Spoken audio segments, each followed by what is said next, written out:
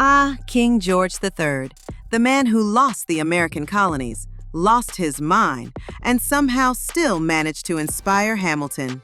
He's remembered as the Mad King, but was he really crazy? Or just the most overworked, overpressured monarch of his time?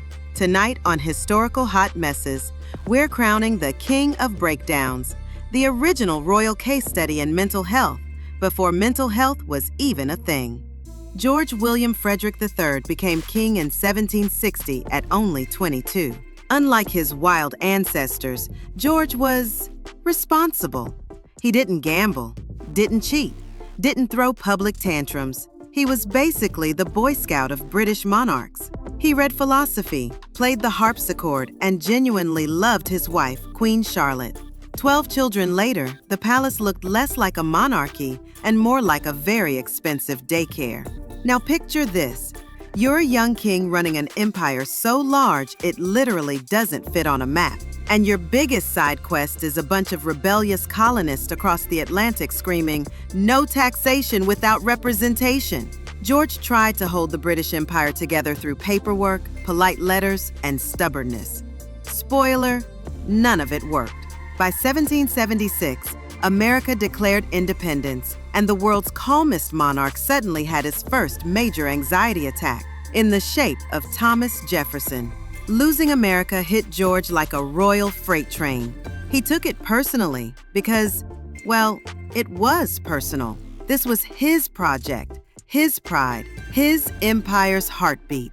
But instead of throwing tea in frustration, George threw himself into government paperwork. Sleep deprivation, pressure, grief, and probably an atrocious 18th century diet of meat pies and mercury-laced medicine all began to pile up. In 1788, the king's behavior changed overnight. He talked nonstop for hours, wrote 30-page letters with no punctuation, and believed he could talk to angels. At one point, he insisted he was personally commanding the armies of heaven. Doctors diagnosed him with madness, which in Georgian England meant, we have no idea, but let's bleed him anyway. They restrained him, starved him, and applied leeches, because apparently nothing says mental health treatment like mild torture. Modern scientists believe George III suffered from porphyria, a genetic disorder that causes episodes of pain, confusion, and, get this, turns urine and skin slightly blue. Yes, history's most famous royal breakdown might have come with color-coded symptoms. Imagine being literally blue and having everyone call you crazy. That's not madness. That's commitment to a theme. While George was oscillating between genius and gibberish, his family was falling apart. His eldest son, the future George IV, was a gambling playboy who spent like a Kardashian with a crown. Parliament begged him to take over as regent, but everyone knew Junior was one bottle of brandy away from setting the palace on fire.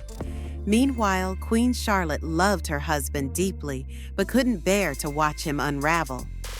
Letters from the time show heartbreak, devotion, and total helplessness. The royal family invented the stiff upper lip mostly so no one would notice it trembling. When word spread that the king had gone mad, Britain panicked. Would the empire collapse? Would France invade? Would someone please invent antidepressants? Caricaturists had a field day. Pamphlets mocked him as Farmer George, drooling in the palace gardens. But underneath the ridicule was fear. If the king could lose his mind, maybe anyone could. It cracked the illusion that monarchs were divine. And in that sense, George III accidentally did for mental health what others did for democracy. He made it human. Centuries later, historians and doctors reframed his story, not as madness, but as illness. His suffering helped spark early psychiatric study and eventually compassion for those who couldn't just snap out of it. So, on World Mental Health Day, remember the monarch who showed the world that even kings bleed blue. That mental illness doesn't care about crowns, castles, or countries, and that empathy should be the real mark of nobility. So, what do we learn from George III? 1. Even the most responsible people can unravel under pressure, so check on your overachieving friends. 2. Medical science has come a long way. Thank goodness we replaced leeches with licensed therapists. 3.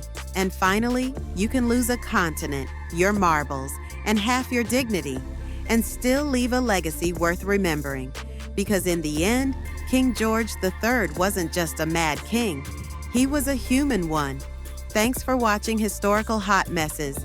If you enjoyed this royal roller coaster, hit like, subscribe, and join us next time when seances, spirits, and straight-up scams take over Victorian England.